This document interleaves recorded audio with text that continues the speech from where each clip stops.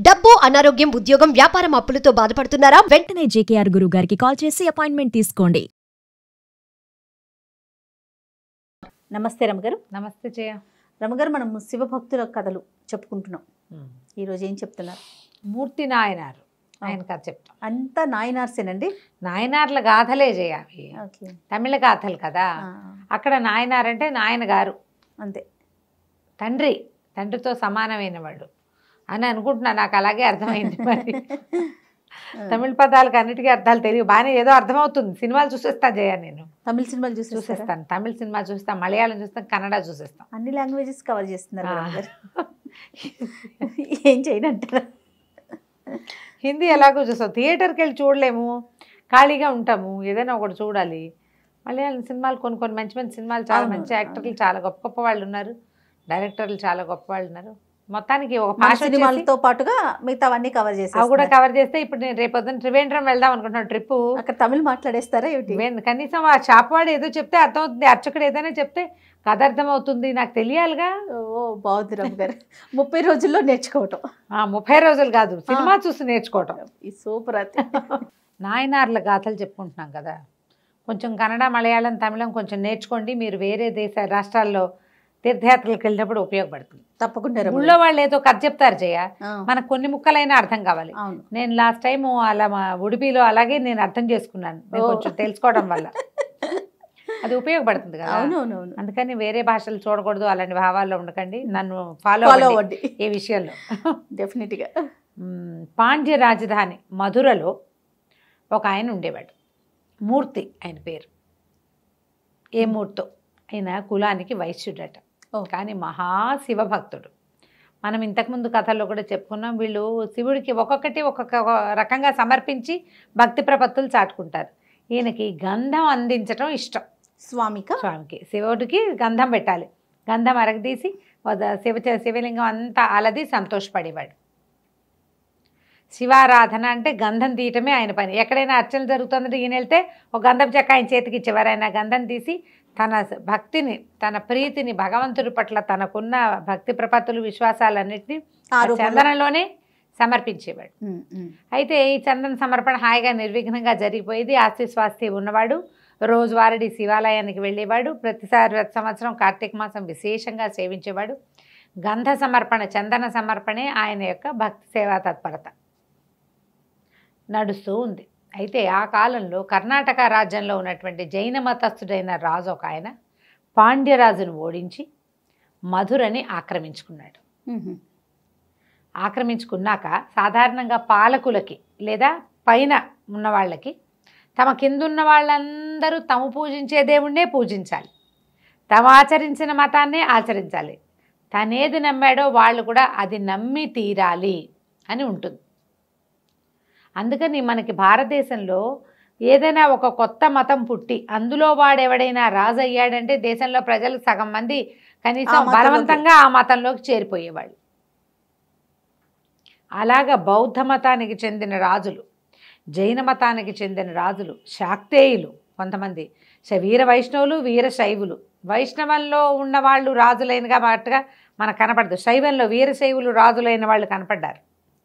ఆ కనపడిన వాళ్ళు ఏం చేశారు, ఎక్కడెక్కడ విష్ణు ఆలయాలంటే వాటిని ధ్వంసం చేసి విష్ణు విగ్రహాలనే పారేసి, విష్ణువు అసలు దేవుడే కాదని అలాంటి ఓవరాక్షన్లు కూడా చాలా జరిగేవి. అవునవును. ఏంటంటే అధికారంలోకి వచ్చేసరికల్లా వాళ్ళకి అదొక రకమైన ఉద్రేకం వస్తుంది. వాళ్ళు ఏదైతే విశ్వసిస్తారో దాన్నే అందరూ కూడా నమ్మాలి అని చెప్పి పాటించాలని. రాజు భక్తులైతే ప్రజలంతా భక్తులుగానే ఉండాలి, రాజు ఏ మతావలంబి అయితే ఆ మతంలోకి ఉండాలి. అది ఒక లోకసహజంగా ఉండేది. ఒక్కొక్కళ్ళు తీవ్రంగా పరిగణించేవాళ్ళు. ఈ జైన మతస్థుడిగా కర్ణాటక నుంచి వచ్చిన ఇక్కడకు మధురకి వచ్చినటువంటి రాజు ప్రజల్ని జైనులుగా మార్చడానికి శాయశక్తులా ప్రయత్నించాడు. కొంతమంది రాజు భయంతో, దండన భయంతో, ఆ పన్నుల భయంతో బతకలేక, పైగా మన ఊరు వదిలిపెట్టి ఇంకెక్కడికి వెళ్తాం, దేశాన్ని వదిలిపెట్టి వెళ్ళటం అనేది అసలు అప్పుడు లేనే లేదు. ఉన్న ఊరు కన్నతల్లి, ఊళ్ళు కూడా మారేవాళ్ళు కాదు. ఏ ఊరు వాళ్ళు అక్కడే ఉండేవాళ్ళు, అక్కడే ఉండాలి, తరాల తరబడి అక్కడే ఉండేవాళ్ళు. ఎక్కడికైనా మారటం అంటే మహావృక్షాన్ని తీసుకెళ్ళి ఇంకో చోట పాతి పెట్టడం లాగా అంత బృహత్తర కార్యక్రమంగా ఉండేది. చాలామంది ఒప్పుకున్నారు. అయితే ఈ రాజ్యంలో పేరెన్నికగన్న భక్తుల్ని ఆయన చూస్ చేశాడు కొంతమందిని. వీళ్ళని మారిస్తే మిగిలిన వాళ్ళు మారుతారని. ఆ పేరెన్నికగన్న భక్తాగ్రగణ్యుల్లో మన చందన చర్చ చేసేటువంటి మూర్తి నాయనారు కూడా ఉన్నాడు. ఓహో. ఈయన్ని శత విధాలా దండించాడు, ఆస్తంతా లాక్కున్నాడు రాజు. ఏం చేసినా మూర్తి నాయనారు ఆయనకు లొంగలేదు. అయితే ఈయన నిత్యం ఏం చేస్తాడు, భగవంతుడికి చందన చర్చ. ఈయనకి చందనం దొరకకుండా చేసేసాడు రాజు. దారుణం కదండి. దారుణం. ఎన్ని కథలు కనపడతాయో ఇట్లా. ఆ. ఇక చందనం లేదు, ఎవ్వరూ చిటిగడి చందనం కూడా ఈయనకు అమ్మకూడదు. గంధపు చెక్కలు అవి చందనం పుట్టించలేరు, తయారు చేయలేరు కదా, అవునవును. కొనుక్కోవాలి. గంధపు చెక్కలు తెప్పించుకునేవాళ్ళు, చెక్కలు రానివ్వరు, చందనం రానివ్వరు. ఏం చేస్తాడు, ఇంట్లో ఉన్నదే జాగ్రత్తగా వాడగా అయిపోయింది. ఏదో ఒకనాడు చివరికి రాదా వస్తువు, అలాగే కదా అవుతుంది. ఇక ఊరంతా పిచ్చెత్తినట్టు తిరిగాడు. ప్రతి వాళ్ళు చెప్పారు, అయ్యా రాజదండనకి గురైపోతాం మేము కూడా నీకు అమ్మితే. అప్పటికే 80% జైనులు అయిపోయారు. ఓహో. మిగిలిన వాళ్ళు రాజంటే భయం. తిరిగాడు చిటిగాడు, గంధం కూడా పుట్టల ఆయనకి. ఆ చందన చర్చ స్వామి లింగమూర్తికి చేస్తే కానీ అన్నం తినడు. తిరిగి సాయంకాల వేళకి ఓ శివాలయంలోకి ప్రవేశించాడు. తిక్క పుట్టిపోయింది ఆయనకి. దేవాలయంలో ఏదో చర్చలు జరుగుతున్నాయి, మొత్తానికి మూతపడలా. కొన్ని గుళ్ళు మూతపడ్డాయి, కొన్ని ఉన్నాయి. లోపలికి వెళ్ళేసరికి ఆయనకి ఆ గంధం ఏం చేయాలి, గంధం ఏం చేస్తారు, ఇట్లా చెక్క పట్టుకుని ఇట్లా అరగదీస్తారు కదా. వెళ్ళి ఆ సాన దగ్గర నుంచున్నాడు, పసుపెట్లేసి కూర్చున్నాడు, సానకేసి చూస్తున్నాడు. అసంకల్పితంగా ఆయన 2 చేతులు ఆ సాన మీదకి వెళ్ళిపోయింది. పంచాక్షరి జపం చేస్తూ చేతుల్ని రుద్దటం మొదలుపెట్టాడు. చెక్క లేదు. ఒక ఉద్రేకానికి లోనయ్యి తన చేతుల్ని అరగదీసి నెత్తురు కారిపోయి ఎముకలు అరిగిపోయే వరకు ఒళ్ళు తెలియలే ఆయనకి. మొత్తం ఏముంది, దేనికేసైనా రాస్తే కోసుకుపోదు. సాన రోజువారీ రుద్దటానికి అలవాటు పడింది కదా. అరగ ఈ పైభాగం అంతా అరగదీసేసి ఎముకల మీదకి వెళ్ళిపోయింది. నెత్తురు మయం దేవాలయం అంతా.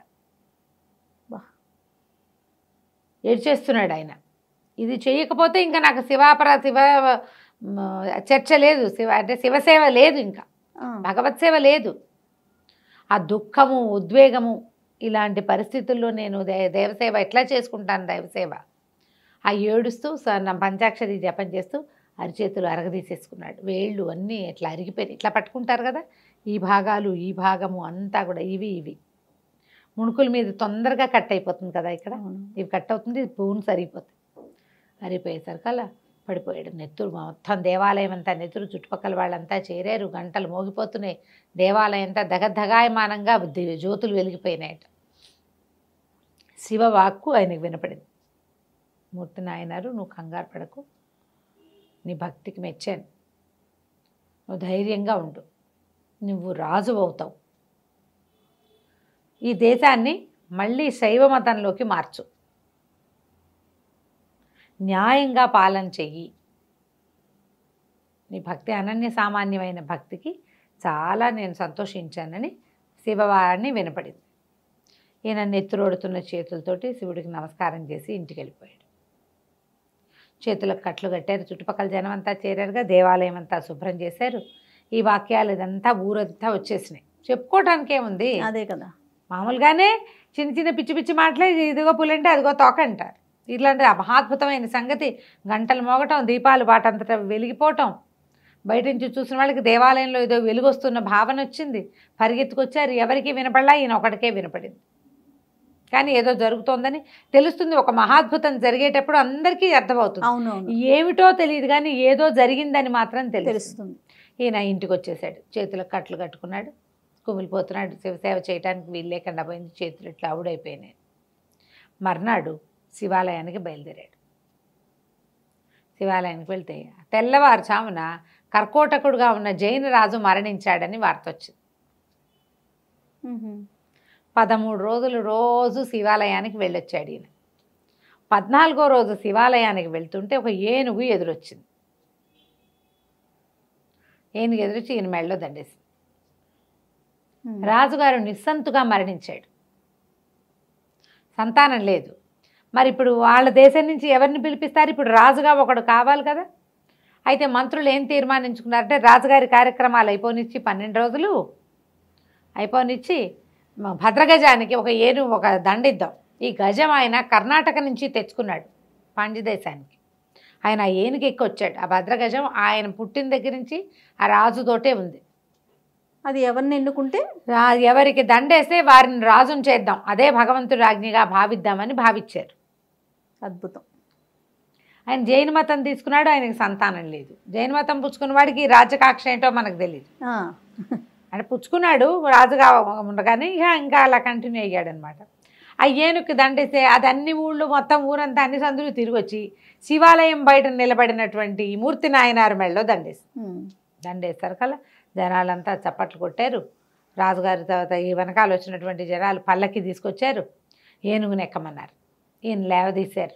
ఈయన నిర్ఘాంతపోయాడు. ఏనుగు వచ్చి దండేస్తే, అయ్యా మా రాజు వచ్చి రాజుగా అయ్యి మా దేశాన్ని ఉద్ధరించండి, మీలాంటి మహానుభావుల కోసమే మేము చూస్తున్నాం, భద్రగజం మిమ్మల్ని సెలెక్ట్ చేసింది అని చెప్పారు. చెప్పేసరికి ఆయన అన్నాడు, రాచరికం ఎందుకు, శివసేవ కంటే గొప్పదా అది?